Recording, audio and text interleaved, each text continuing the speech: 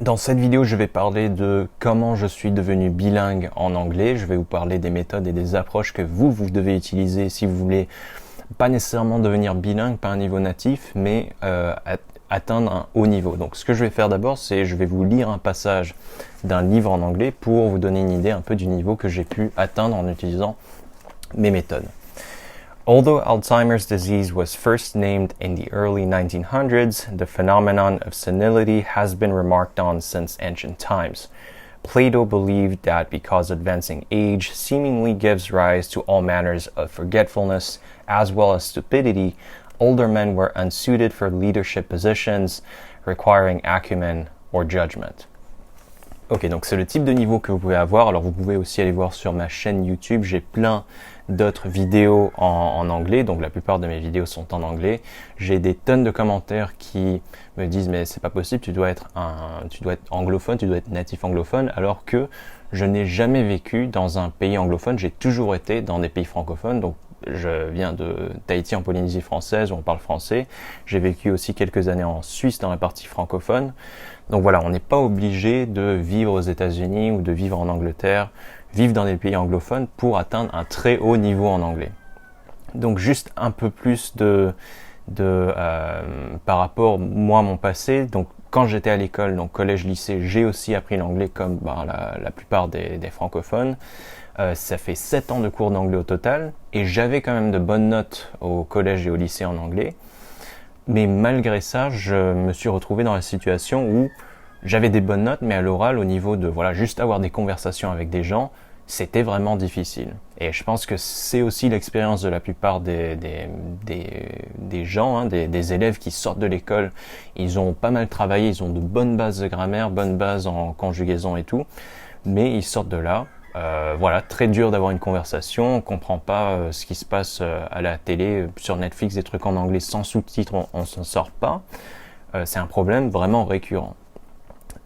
Pour moi, la clé, alors il y a plusieurs choses, mais je pense que la chose la plus importante, ça a été en quelque sorte l'immersion totale.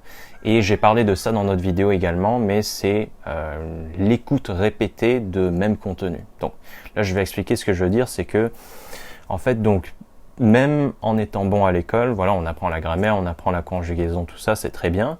Je dis pas que c'est inutile, c'est tout à fait, c'est utile, c'est nécessaire, mais c'est insuffisant. En fait, la plupart du temps qu'on passe à apprendre l'anglais ou n'importe quelle langue, ça doit être passé à vraiment consommer la langue. Donc la consommation de la langue, c'est ce qu'en anglais on appelle le input, donc c'est la lecture et l'écoute. Alors moi spécifiquement, ce qui me dérangeait le plus dans mon niveau que j'avais après le lycée, c'était j'arrivais pas à comprendre ce que les gens disaient en anglais et j'arrivais pas à participer à une conversation de groupe où potentiellement il y a du bruit de fond. Donc ça, c'était embêtant. Donc j'ai fait énormément d'écoute à tel point que, en fait, tout ce que je consommais, tout le contenu que je consommais, et même maintenant tout le contenu que je consomme est en anglais. Donc tout ce que je lis, là, c'est un livre en anglais. Voilà, c'est un livre sur la longévité qui parle des maladies neurodégénératives, maladies du métabolisme comme le diabète, maladies cardiovasculaires, des trucs comme ça. Tout ça c'est en anglais, je n'ai aucun problème à lire ce livre, même on pourrait dire que j'ai un degré de compréhension plus élevé que certains locuteurs natifs anglophones. Il y a ça, tout ce que j'écoute, tous les podcasts, tous les vidéos sur YouTube, tout est en anglais. Il n'y a rien que je regarde ou que j'écoute qui est en français pratiquement. C'est peut-être 1 ou 2%. Je suis pas en train de dénigrer, de dire que le contenu en français c'est pas bien et tout. C'est juste pour moi un moyen d'atteindre un niveau très haut en anglais. Donc ça a été la clé. L'immersion totale sans nécessairement vivre dans un pays anglophone. Maintenant, de nos jours, on n'est pas obligé d'aller aux États-Unis, de payer des milliers de dollars pour faire un séjour linguistique. C'est bien, ça peut être motivant, mais si on n'a pas d'argent, si on veut faire ça à la maison, tranquille, on peut écouter des podcasts en anglais, regarder des vidéos en anglais, lire des livres en anglais. Ça, c'est vraiment la clé.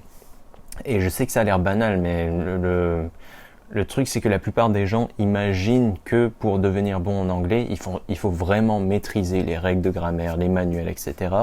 Mais la vérité, c'est que ça, c'est un petit pourcentage de ce qui est nécessaire. Le plus important, je dirais, la majorité des heures que vous passez à apprendre l'anglais, ça doit être en immersion, en lisant des trucs en anglais, en écoutant des trucs en anglais. Si possible, dans l'idéal, il faut que ça soit des trucs que vous aimez vraiment. Donc moi, par exemple, si j'aime le contenu par rapport aux échecs, je joue aux échecs, je lis des livres en anglais sur les échecs. Le fait que j'aime ce type de contenu, ça va faire que je vais retenir le vocabulaire, les groupes de mots, les constructions grammaticales beaucoup mieux que si c'était quelque chose que je me forçais à lire ou écouter. Voilà, alors la deuxième clé, c'est d'avoir de fortes bases grammaticales. Alors j'ai dit précédemment que se concentrer sur la grammaire, les règles, les manuels et tout, voilà, c'est pas le truc principal, mais ça veut pas dire que ça n'est pas important. Moi j'ai bénéficié quand je suis sorti du lycée, j'avais quand même, je m'étais vraiment bien appliqué à l'école dans les cours d'anglais, j'avais appris les choses comme il fallait. Alors oui, j'avais pas les compétences pour avoir des conversations, mais j'ai quand même forgé une base très solide sur laquelle j'ai pu construire un niveau beaucoup plus haut. Et sans ce niveau-là, ça aurait été difficile, voire impossible pour moi d'atteindre vraiment un niveau très élevé en anglais. Donc les fortes bases grammaticales, alors quand je dis grammaire, c'est pas nécessairement pure grammaire, ce que je veux dire c'est vraiment les connaissances par rapport à la langue anglaise, par rapport à la prononciation, par rapport à les règles grammaticales, la conjugaison, etc. Tout ça c'est des choses qui sont vraiment, où il y a vraiment beaucoup de bénéfices à les étudier en détail, spécifiquement au début. Si vous êtes quelqu'un, alors je sais que la plupart des gens qui regardent mes vidéos sont déjà sortis du système scolaire, alors c'est pas grave, on peut apprendre, on peut avoir de fortes bases grammaticales même en étant plus âgé, c'est pas une question d'âge, c'est pas une question de est-ce que je vais à l'école ou non, on peut le faire tout seul. Il faut vraiment passer du temps. Si vous êtes à un niveau, on va dire, débutant, pour la plupart des gens, je dirais c'est faux débutant, puisque vous avez quand même un niveau quand même minimum après avoir été à l'école. Vous êtes faux débutant, il faut vraiment aller à fond sur la grammaire, aller dans les manuels, maîtriser les choses qu'il faut maîtriser et construire cette base. Alors je pense ce qui est frustrant à ce niveau-là, quand on est débutant, quand on est intermédiaire, c'est qu'on n'arrive toujours pas à consommer regarder des vidéos en anglais on comprend pas, des podcasts en anglais on comprend pas, avoir des conversations c'est difficile, et malheureusement apprendre la grammaire en anglais, c'est pas quelque chose qui va vraiment aider pour ça. Apprendre la grammaire pour moi c'est plus avoir des fondations qui plus tard vont aider pour pouvoir lire des choses, pour pouvoir écouter des choses en anglais. Alors maintenant c'est un peu à la mode de dire que la grammaire, apprendre la grammaire c'est pas nécessaire, ou alors il faut en apprendre le moins possible. Je suis pas nécessairement d'accord sur ça. C'est possible d'apprendre l'anglais comme ça, mais je pense que la grammaire en anglais, en fait, il y a un contenu limité en anglais de grammaire. Vous allez très vite vous rendre compte que vous consommez un manuel, deux manuels, ça va toujours être la même chose. Donc vraiment avoir une bonne compréhension de ce contenu qui est assez limité, c'est un très bon retour sur votre temps. Donc ça c'est par rapport à la grammaire. Ensuite, juste par rapport à l'accent, parce que je sais que la prononciation et l'accent, je sais que c'est un problème pour la plupart des francophones, d'avoir un bon accent, ou même juste d'avoir une bonne prononciation. Alors la différence, c'est que la prononciation, c'est important d'avoir une bonne prononciation pour se faire comprendre, et après, on peut parler anglais avec une bonne prononciation, mais un accent francophone, un accent français. Donc on arrive à un point où oui, on a un accent français, mais on est tout à fait compréhensible, c'est tout à fait correct du point de vue d'un francophone.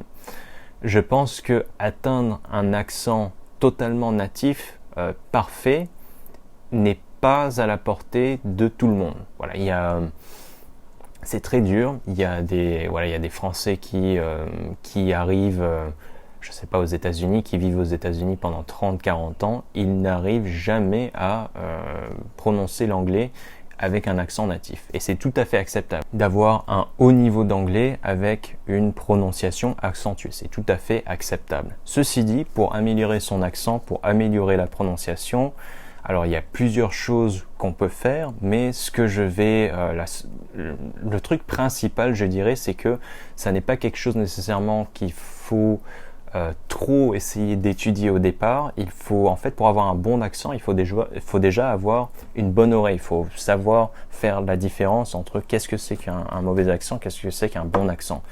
On n'a pas une bonne oreille au début. Il faut vraiment passer des centaines, voire des milliers d'heures à écouter de l'anglais pour affiner son oreille et vraiment comprendre, ok, ça, cette petite syllabe, attention, je ne l'ai pas bien prononcée, il faut plus dire comme ça. Donc il y a à un certain degré, on peut dire que le niveau d'accent d'une personne est quand même très dépendant de sa capacité d'écoute, à quel point est-ce qu'on arrive à différencier les sons qui sont bons de ceux qui ne sont pas bons. Donc ne vous concentrez pas sur ça, mais une fois que vous avez fait plusieurs centaines, plusieurs milliers d'heures d'écoute, où voilà, vous n'avez pas de problème à comprendre des locuteurs natifs, c'est là qu'il faut commencer à faire attention quand vous écoutez des films, des personnes qui vous parlent anglais. Il faut commencer à vraiment écouter attentivement. Ah, ok, c'est comme ça que on dit ce mot, c'est comme ça qu'on dit cet enchaînement de mots, etc. Alors je vais parler d'un dernier point qui est du vocabulaire. Je pense que la plupart des gens ne se rendent pas compte, la plupart des francophones ne se rendent pas compte à quel point le challenge principal de l'apprentissage de l'anglais, c'est le vocabulaire. Le contenu grammatical, apprendre la grammaire, il y a un contenu qui est limité, on va dire à peu près en 2 ans d'école ou en 1 an d'études universitaires, on peut couvrir tout ce qu'il y a à couvrir sur la grammaire anglaise.